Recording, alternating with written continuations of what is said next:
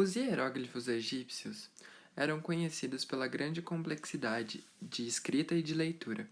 Existiam cerca de 6.900 caracteres e diversas regras para a leitura.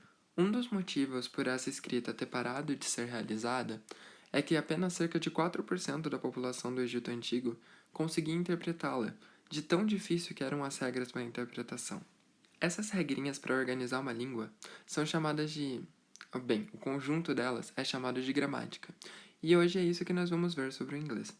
Esse conjuntinho de regras que faz essa língua ser compreendida. Bom, e vocês devem estar pensando, ué, mas gramática não é a mesma coisa para português e para inglês? Olha, gente, eu fico muito triste em falar isso, mas não é.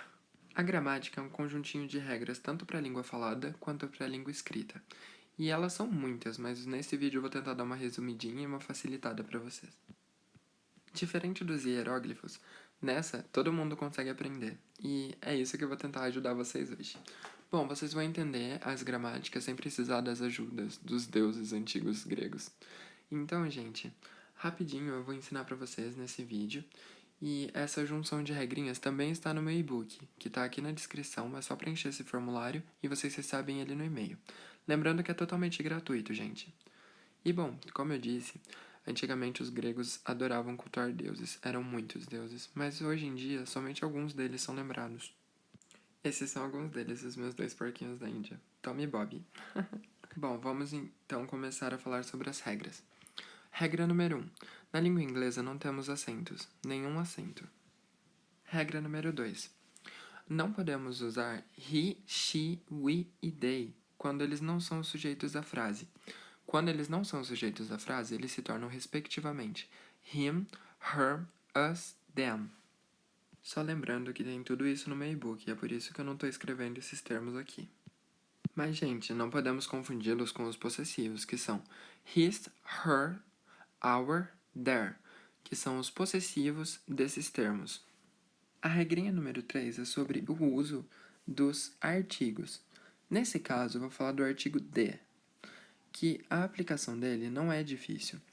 Ele pode ser aplicado sem se importar com a variação de gênero, porque pouquíssimas palavras em inglês têm a variação de gênero, e quando elas o têm, essas variações não são tão grandes, então o de pode ser usado para ambos os sexos. Para deixar isso mais claro, podemos imaginar que ele seria a junção do artigo o e do artigo a do português, e ele pode ser usado nesses casos, tanto para definir o menino, quanto a menina, quanto o cachorro, quanto a gata.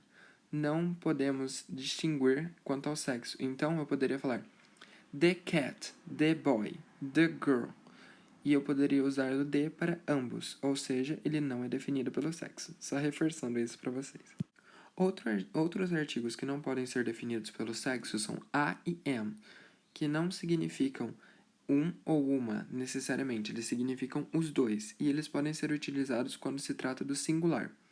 Mas se eles significam exatamente a mesma coisa, por que nós temos os dois? Por um motivo bem simples, porque não podemos utilizar o a antes de vogais. Uma forma de pensar nisso, bem fácil, seria pensar que a letra A brigou com as vogais.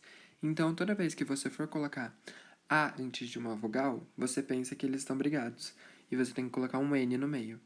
Então, por isso que ficaria am. Tá, ok, mas e se eu quiser falar no plural, tipo uns, umas? Como eu posso fazer?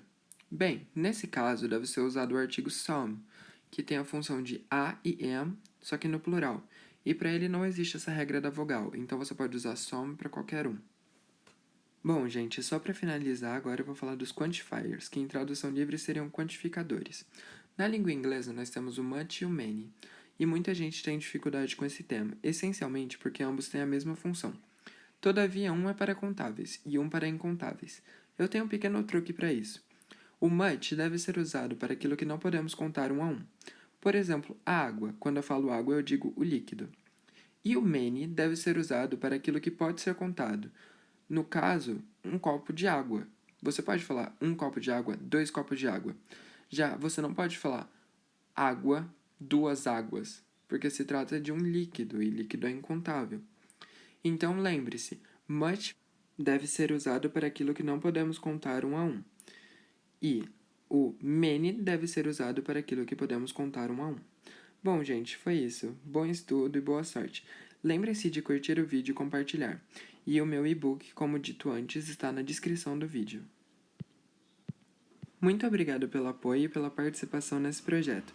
E lembre-se, quanto mais pessoas tiverem a opção de acessar esse projeto, melhor. Então, por favor, se possível, divulguem. Eu agradeço muito.